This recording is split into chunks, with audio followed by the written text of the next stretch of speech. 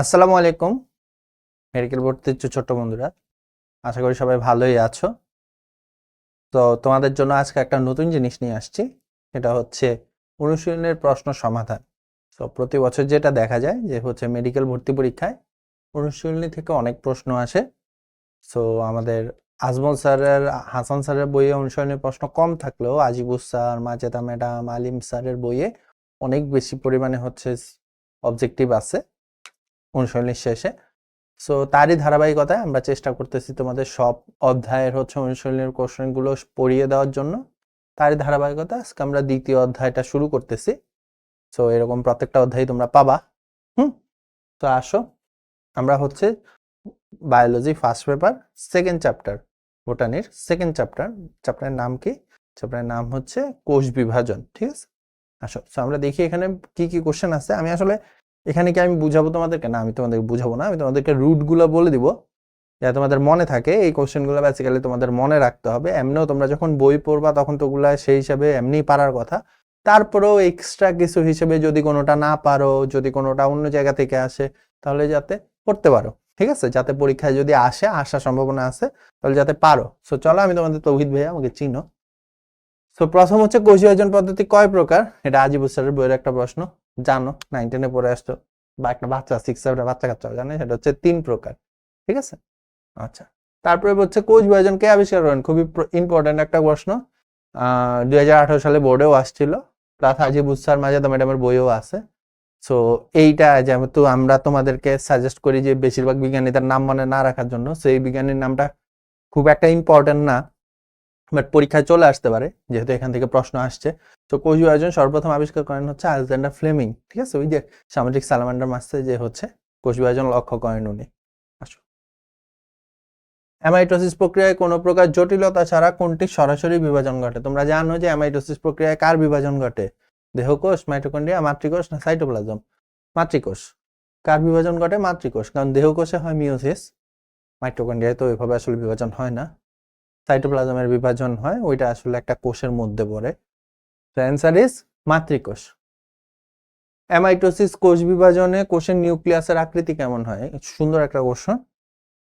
এর টাইপ প্রশ্ন পরীক্ষায় আসতে পারে এবং যথেষ্ট কঠিন প্রশ্ন, মনে থাকে না আসলে আকৃতিগুলা। ডাম্বেল আকার, গোলাকার, সূত্রাকার, দণ্ডাকার। ঠিক আছে, তো অ্যান্সার হচ্ছে ডাম্বেল আকার। তাহলে অ্যামাইটোসিস কোষ বিভাজনে কোষের নিউক্লিয় বস্তুর আকৃতি কেমন হয়? ডাম্বেল আকার। ঠিক আছে। কাটিং, লেয়ারিং, গ্রাফটিং নামক অঙ্গজ জননে, এটা আসলে 10 নম্বর চ্যাপ্টার প্রজননেও আছে। মূলোৎপাদনের টিস্যু সংযোজন কিসের ফল? কোন প্রক্রিয়ার ফলে এইগুলো আসলে হয়? মাইটোসিস, ক্রসিং ওভার, অ্যামাইটোসিস, অযৌন জনন? মাইটোসিস। মাইটোসিসের ফলে হচ্ছে কাটিং, লেয়ারিং, গ্রাফটিং, মানে যেগুলো হচ্ছে আসলে কলম, কৃত্রিম ভাবে যে কলম করা হয়, কৃত্রিম জনন। ঠিক আছে, তো কৃত্রিম জনন, অঙ্গজ জনন দুই ধরনের হয়, প্রাকৃতিক, কৃত্রিম। কৃত্রিমের মধ্যে আছে এই যে কাটিং, লেয়ারিং, গ্রাফটিং, এগুলো কিসের মাধ্যমে হচ্ছে? আমার মাইটোসিসের মাধ্যমে হচ্ছে। মাইটোসিস কোষ বিভাজনের নামকরণ করেন কে? মনে রাখতে পারো, পরীক্ষা আসতে পারে। মাইটোসিস কোষ বিভাজনের নামকরণ করেন হচ্ছে আলেকজান্ডার ফ্লেমিং। আসো, নিউক্লিয়াসের বিভাজনকে কি বলে? জানো, নিউক্লিয়াসের জন্য আমরা ইউজ করি যেটা, সেটা হচ্ছে ক্যারিয়ন।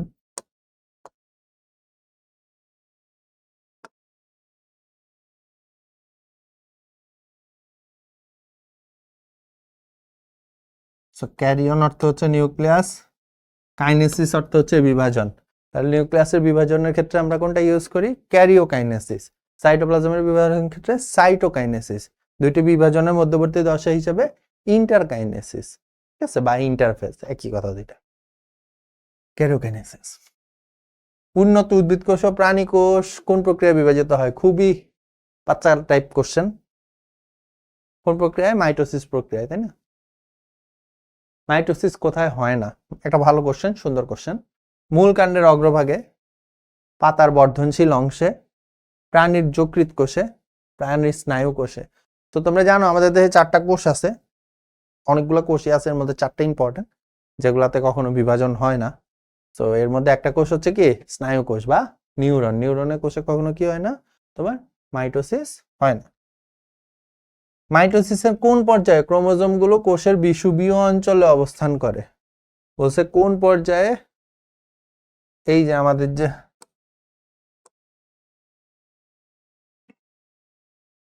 ঠিক আছে, বলছে এই যে মাঝখান বরাবর যে বিষুবীয় অঞ্চল আছে, বিষুবীয় অঞ্চলে অবস্থান করে। ঠিক আছে, কোন পর্যায়ে করে? মেটাফেজ পর্যায়ে। কোন পর্যায়ে করতেছে? মেটাফেজ পর্যায়ে। ঠিক আছে, আমরা এটা জানি, এটা আমরা 9 এ পড়ে আসছি।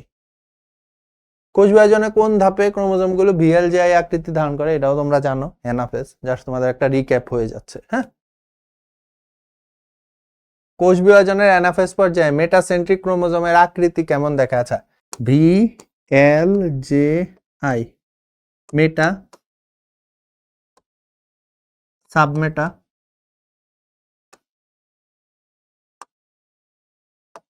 Acrocentric, telocentric. আমি সবসময় যেটা করতাম সেটা হচ্ছে ভিএলজেআইটা মনে রাখলাম, আর এর পাশে আলাদা করে মনে রাখলাম মেটা, সাবমেটা, অ্যাক্রোটেলো, মেটা, সাবমেটা, অ্যাক্রোটেলো, ভিএলজেআই, মেটাসেন্ট্রিক, সাবমেটাসেন্ট্রিক, অ্যাক্রোসেন্ট্রিক, টেলোসেন্ট্রিক। ঠিক আছে, ভিএলজেআই, মেটাসেন্ট্রিক, সাবমেটাসেন্ট্রিক, অ্যাক্রোসেন্ট্রিক, টেলোসেন্ট্রিক। ঠিক আছে, আচ্ছা, তো ভি। আচ্ছা, মাইটোসিস কোষ বিভাজনের ক্রোমোজোমের দ্বিত্বন হয় কোন পর্যায়ে? সো ক্রোমোজোমের দ্বিত্বন দেখো, ইন্টারফেস পর্যায়ে আসলে ডিএনএ দ্বিত্বন হয়, মেটাফেজ পর্যায়ে ক্রোমোজোমের দ্বিত্বন হয়। আজিবুস স্যারের বইয়ে উত্তর এ দেওয়া হলো, মাজেদা ম্যাডামের বইয়ে উত্তর ডি দেওয়া। তো এ মেটাফেজ হচ্ছে ক্রোমোজোমের জন্য, বুঝছো? দ্বিত্বন মানে 2 ভাগ হয়ে যাওয়া, আর ডিএনএর জন্য হচ্ছে অ্যান্সার ইন্টারফেজ। তো পরীক্ষায় যদি আসে ইন্টারফেজে মানে ডিএনএর দ্বিত্বন হয়, ডিএনএ 2 ভাগ হয় কোন দশায়? ইন্টারফেজে।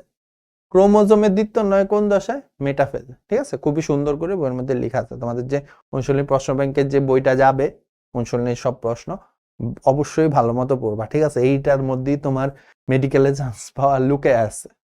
আচ্ছা, কোষ বিভাজনে কোন ধাপে ক্রোমোজোম মেরুর দিকে গমন করে? মেরুর দিকে যায় কোন ধাপে বলো? জানি আমরা, অ্যানাফেজ। কোন ধাপে? অ্যানাফেজ, তাই না? মেরুর দিকে গমন করে, কিন্তু এখানে বইয়ে উত্তর দেওয়া হচ্ছে টেলোফেজ। আমরা জানি হচ্ছে অ্যানাফেজ, কিন্তু এখানে উত্তর দেওয়া হচ্ছে টেলোফেজ। কারণ বইয়ে যদি উত্তর টেলোফেজ দেওয়া থাকে, টেলোফেজ যাবে। কারণ তোমার যেই টিচার কোশ্চেন করবে উনি কোনো এত ক্রস চেক করতে যাবে না, উনি সরাসরি বইয়ের থেকে তুলে দিবে। ঠিক আছে, কোষ বিভাজনে কোন পর্যায়ে ক্রোমোজোম গুলো ক্রমশ সরু, লম্বা ও অদৃশ্য হয়? সরু, লম্বা এবং অদৃশ্য হয় হচ্ছে মেটাফেজ দশায়। কোন দশায়? মেটাফেজ দশায়। বিভাজনেরত কোষের সাইটোপ্লাজম দুভাগে বিভক্ত হয়, কি বললাম একটু আগে বলছিলাম, কাইনেসিস মানে বিভক্ত, সাইটো মানে সাইটোপ্লাজম। তার অ্যান্সার কি? সাইটোকাইনেসিস। মাইটোসিস কোষ বিভাজনের কোন ধাপে নিউক্লিওলাসের বিলুপ্তি ঘটে? নিউক্লিওলাসের বিলুপ্তি ঘটে কোন ধাপে? এটা খুবই ইম্পর্টেন্ট একটা কোশ্চেন। এক এক বইয়ে এক এক জিনিস দেওয়া ছিল, বাট হাসান স্যারের বইয়ে মাইটোসিস অংশের আলোচনা অনুযায়ী সর্বাপেক্ষা সঠিক উত্তর হলো প্রোমেটাফেজ। কিন্তু যেহেতু প্রোমেটাফেজ অপশনে নাই, আমরা এটাকে প্রোফেজ ধরে নিচ্ছি। আবার কোন জায়গায় জানি মেটাফেজও লেখা ছিল, এটা নিয়ে একটু মানে কি বলবো, কিছু ঝামেলা আছে এই প্রশ্নটা নিয়ে। হ্যাঁ, সো হাসান স্যারের বইয়ে লাস্ট এডিশনে যা দেওয়া আছে তাই হবে। কোন ধাপে অ্যাস্টার রশ্মির সৃষ্টি হয়? অ্যাস্টার রশ্মির সৃষ্টি হয় প্রোমেটাফেজে, এটা তোমরা জানো। নিচের কোনটিতে ক্রোমোজোম গতিপ্রাপ্ত হয়? অর্থাৎ ক্রোমোজোম হচ্ছে ওই যে 2 মেরুর দিকে যেতে শুরু করে, কোনটাতে? অ্যানাফেজে। যে ক্রোমোজোমে সেন্ট্রোমিয়ারের অবস্থান ঠিক মাঝখানে, সেটি কোষ বিভাজনের অ্যানাফেজ পর্যায়ে যে অবস্থা প্রাপ্ত হয় তাই কি বলে? ওই যে একেবারে মাঝখানে থাকে, ভিএলজেআই, ভি। ঠিক আছে, এই যে একেবারে মাঝখানে থাকে এই সেন্ট্রোমিয়ার, এই হচ্ছে আমার হ্যাঁ। তো এটা হচ্ছে কি? মেটাসেন্ট্রিক। আচ্ছা, নিম্নের কোন পর্যায়ে কোষ প্লেট তৈরি হয়? কোষ প্লেট ফাইনাল পর্যায়ে তৈরি হয়, আমরা জানি। সো কোষ প্লেট কোন পর্যায়ে তৈরি হচ্ছে? সাইটোকাইনেসিস পর্যায়ে। কোষ প্লেট কখন তৈরি হচ্ছে? টেলোফেজ হয়ে যাওয়ার পরের ধাপে গিয়ে হচ্ছে আমার কোষ প্লেট তৈরি হচ্ছে। অপত্য ক্রোমোজোমের মেরুমুখী হয় কোন ধাপে? অপত্য যে ক্রোমোজোম গুলো আছে ওগুলা মেরুমুখী হয় হচ্ছে অ্যানাফেজ ধাপে। ঠিক আছে, এগুলো আমরা জানি সব। কোষ বিভাজনের সময় অ্যাস্টারের সৃষ্টি করে কে? সৃষ্টি করে সেন্ট্রিওল সৃষ্টি করে। 9 থেকে পড়ে আসছে, তাই না? আচ্ছা, ক্রোমোজোমাল নৃত্য পরিলক্ষিত হয় কোন ধাপে? ক্রোমোজোমীয় নৃত্য। এই যে ক্রোমোজোম যখন এর সাথে লাগে তখন হচ্ছে এটা নড়তে থাকে, এটাকে ক্রোমোজোমীয় নৃত্য বলে। ক্রোমোজোম যখন কি হয় তোমার, এই যে ক্রোমোজোমাল তন্তুর সাথে যুক্ত হয়, মানে এই যে স্পিন্ড যন্ত্রের যে তন্তুগুলো আছে তন্তুগুলোর সাথে যুক্ত হয়, তখন তন্তুগুলো হচ্ছে নড়তে থাকে। এটা কি হচ্ছে আমার, কি বলে তোমার? ক্রোমোজোমীয় নৃত্য। এরপরে আছে কোষ বিভাজনের কোন দশায় স্পিন্ডযন্ত্র অদৃশ্য হয়ে যায়? অদৃশ্য হয়ে যায় হচ্ছে টেলোফেজ দশায়, একবার লাস্ট দশায়। মেটাকাইনেসিস ঘটে কোথায়? এখন আমরা চলে আসছি হচ্ছে মিওসিসে। মেটাকাইনেসিস দশায় লেপ্টোটিন, মেটাফেজ, অ্যানাফেজ, প্রোফেজ, ঠিক আছে? মেটাকাইনেসিস হচ্ছে মেটাফেজ দশায় ঘটতেছে। মেটাকাইনেসিস কোন দশায় ঘটতেছে? সরি, আমরা এখনো মাইটোসিসে আছি, সরি। তো মেটাফেজ দশায়। আচ্ছা, এরপরে আসো নিচের কোন কোষে উচ্চ মাত্রা কোনটি কোষে উচ্চ মাত্রায় থাকলে মহিলাদের স্তন ক্যান্সার হয়? P27, ঠিক আছে? এটা মাস্টার বুকে দেওয়া আছে, বইয়ে হয়তো বা সব বইয়ে সরাসরি নাই, এটা আলিম স্যারের বইয়ের একটা প্রশ্ন, ইম্পর্টেন্ট প্রশ্ন, পরীক্ষা আসতে পারে। সো P27 বেশি থাকলে হচ্ছে মহিলাদের স্তন ক্যান্সার হতে পারে, ঠিক আছে? আচ্ছা, কোষ চক্রের কোন পর্যায়ে ডিএনএ এর প্রতিলিপি সৃষ্টি হয়? Interphase, metaphase, anaphase, prophase. কোষ চক্রের কোন পর্যায়ে ডিএনএ এর প্রতিলিপি সৃষ্টি হয়? ইন্টারফেজ দশায়। কোন দশায়? ইন্টারফেজ দশায়, ঠিক আছে? আচ্ছা, একটি কোষ পরপর দুবার বিভক্ত হওয়ার মধ্যবর্তী পর্যায়কে কি বলে? ইন্টারফেজ বলে, জানো তোমরা। কোষ চক্রের সংশ্লেষণ দশা অর্থাৎ সিনথেসিস এস দশায় কত পার্সেন্ট সময় ব্যয় হয়? 30 থেকে 50%। কোষ চক্রের কোন পর্যায়ে ডিএনএ সংশ্লেষ হয়? এস দশা। আচ্ছা, এটা ভুল আসছে, হ্যাঁ, এটা এস দশা হবে। এটা হয়তো বা করতে গিয়ে হচ্ছে দাগাইতে গিয়ে ভুল চলে আসছে, এটা এস দশা হবে। হ্যাঁ, আমরা জানি যে এস দশা হচ্ছে ডিএনএ এর প্রতিলিপন হয়। আচ্ছা, তারপরে হচ্ছে সপুষ্পক উদ্ভিদে কে সর্বপ্রথম মিওসিস প্রত্যক্ষ করেন? এই যে দেখো, আবার বিজ্ঞানীর নাম, আজিবুল স্যারের বই আছে। আসে না কখনো, বাট যদি চলে আসে, ঠিক আছে? স্ট্রাসবার্জার। কোন জীব হ্যাপ্লয়েড দেহ গঠন করে? আমরা জানি হ্যাপ্লয়েড জিন গঠন করে। তোমাদের ফুল সিলেবাসের উপর পরীক্ষা হবে, সো ফুল সিলেবাস যখন ভালো মতো পড়বা তখন জেনে যাবা যে হ্যাপ্লয়েড দেহ হচ্ছে শৈবালের নিম্ন শ্রেণীর জীবের দেহ হ্যাপ্লয়েড হয়। কত সালে স্ট্রাসবার্গার মিওসিস কোষ বিভাজন লক্ষ্য করেন? 1888। সাল নরমালি লাগে না, কিন্তু যদি চলে আসে, ঠিক আছে? যেই সব সাল লাগে ওগুলো আমরা ক্লাসে বলে দিই, এক্সেস যদি থাকে লাগে। কোষ বিভাজনে বিয়োজন বিভাজন বলে কোনটাকে? বিয়োজন জানি আমরা মিওসিসকে বলে, তাই না? কারণ ক্রোমোজোম সংখ্যা কমে যায়। স্পোরোফাইটিক জীবের মিওসিস কোথায় ঘটে? এই যে একটা স্পোরোফাইটিক, যেমন যাদের দেহে সবগুলা কোষে 2n সংখ্যক ক্রোমোজোম থাকে, এদেরকে হচ্ছে স্পোরোফাইটিক বলে, ঠিক আছে? যাদের দেহের সবগুলা কোষে হচ্ছে তোমার ক্রোমোজোম থাকে, এদেরকে হচ্ছে স্পোরোফাইটিক বলে। হ্যাঁ, সো এই স্পোরোফাইটিক জীবের দেহে কোথায় মিওসিস ঘটে? জনন মাতৃকোষে। কোথায় মিওসিস ঘটে? জনন মাতৃকোষে। হ্যাপ্লয়েড জীবের কোথায় মিওসিস ঘটে? আচ্ছা দেখো, হ্যাপ্লয়েড জীবের কোষ অলরেডি হচ্ছে হ্যাপ্লয়েড। হ্যাঁ, এখানে যদি মিওসিস হয় তাহলে হয়ে যাবে হাফ এন, যেটা পসিবল না। হ্যাঁ, সো তাইলে হচ্ছে এখানে কি হয়? জাইগোটের সৃষ্টি হয়। কি এসে সৃষ্টি হয়? জাইগোটের সৃষ্টি হলে যখন এটা 2n হয়ে যায় তখন ওই 2n এর ওইখানে হচ্ছে তোমার মিওসিস হয়।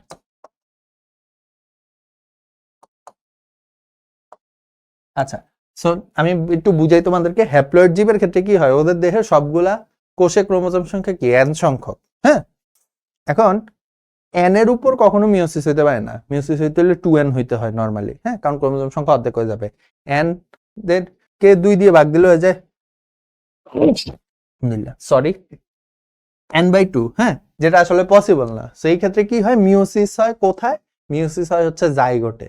মিওসিস হয় কোথায়? মিওসিস হয় হচ্ছে জাইগোটে। আগে ওদের জাইগোট সৃষ্টি হয়, অর্থাৎ পুং স্পোর আর স্পোর মিলতে হয়, এরপরে জাইগোট সৃষ্টি হয়, ওইখানে হচ্ছে মিওসিস হয়।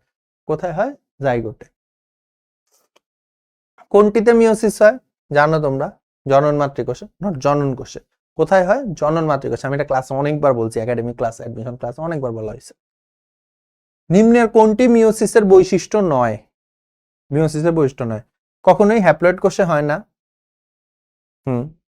নিউক্লিয়াস দুবার, ক্রোমোজোম একবার বিভক্ত হয়, এটা কি ঠিক আছে? এই বিভাজনে 4টি অপত্য কোষের সৃষ্টি হয়, ঠিক আছে। অপত্য কোষে ক্রোমোজোমের গুণাগুণ মাত্র কোষের ক্রোমোজোমের গুণাগুণের সমগুণ সম্পন্ন হয়। সমগুণ হয় না? সমগুণ হয় না। তাহলে কি কোনটা? লাস্টেরটা, এটা ভুল, ঠিক আছে? সমগুণ সম্পন্ন হয় না। কোনটি মিওসিসের জন্য প্রযোজ্য নয়? নিউক্লিয়াস দুবার, ক্রোমোজোম একবার বিভাজিত হয়।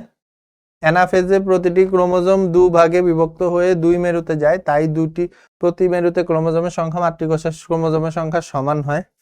প্রোফেজে জাইগোটিন উপপর্যায়ে হোমোলোগাস ক্রোমোজোম জোড়া সৃষ্টি হয়। সাধারণত কায়াজমাস ও ক্রসিং ওভার হয়, তাই হোমোলোগাস ক্রোমোজোমের মধ্যে স্থান বিনিময় হয়। দেখো তো, অ্যানাফেজে প্রতিটি ক্রোমোজোম দুভাগে বিভক্ত হয়ে 2 মেরুতে যায়, ফলে প্রতি মেরুতে ক্রোমোজোমের সংখ্যা মাতৃকোষের ক্রোমোজোমের সংখ্যার সমান হয়। এটা কি ঠিক আছে? না, এটা ঠিক নেই। সমান হয় না, অর্ধেক হয়ে যায়। মিওসিসে কি হয়? অর্ধেক হয়ে যায়, আমরা জানি। কোন ধাপে দানাদার ক্রোমোমিয়ার দেখা যায়? ক্রোমোমিয়ার নরমালি হচ্ছে প্রোফেজের একেবারে প্রথম ধাপটাতে দেখা যায়, যেটার নাম হচ্ছে লেপ্টোটিন। ঠিক আছে।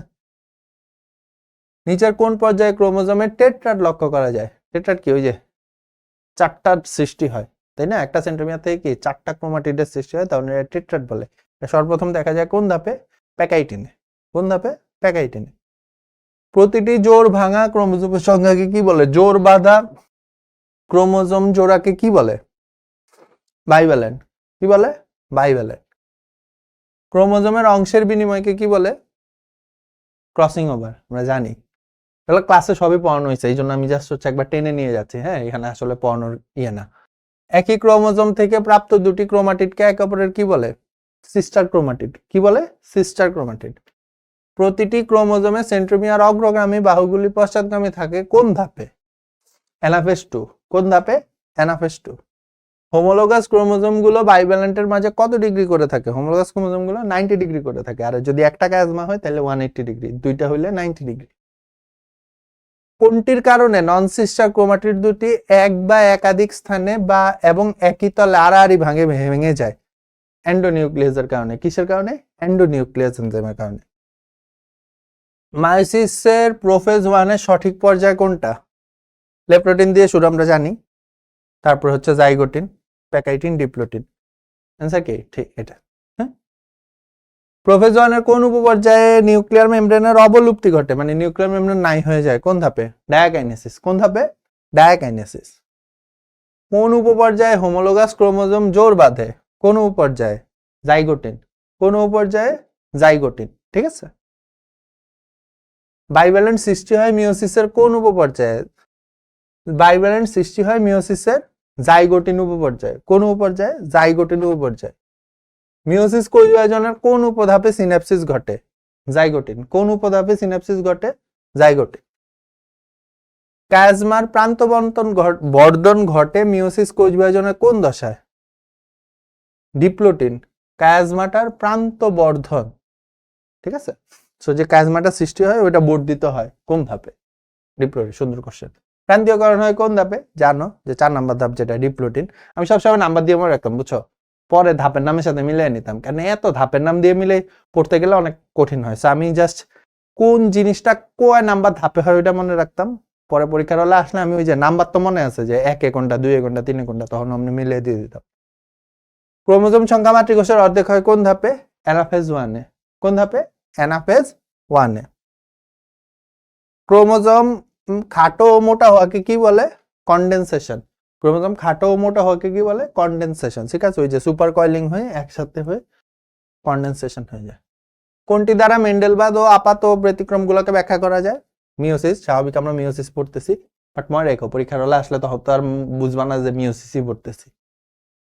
জীবের বংশপরা ক্রোমোজোম সংখ্যা নিয়ন্ত্রণে দায়ী কে? মিওসিস।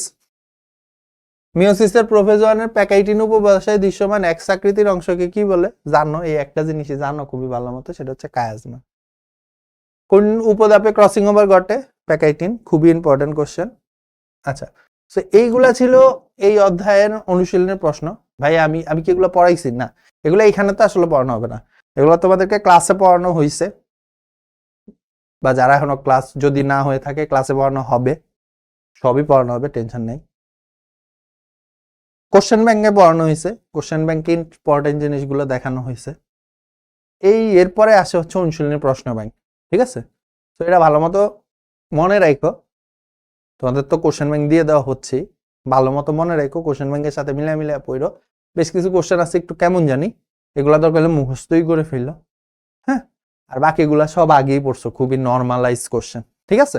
সেগুলো নিয়ে এত প্যারা খাওয়ার কিছু নেই, প্রশ্নগুলো ভালো মতো মুখস্থ রাখো, তাইলে হবে। ঠিক আছে। আজকে এইটুকুই। আসসালামু আলাইকুম, দেখা হবে নেক্সট ক্লাস।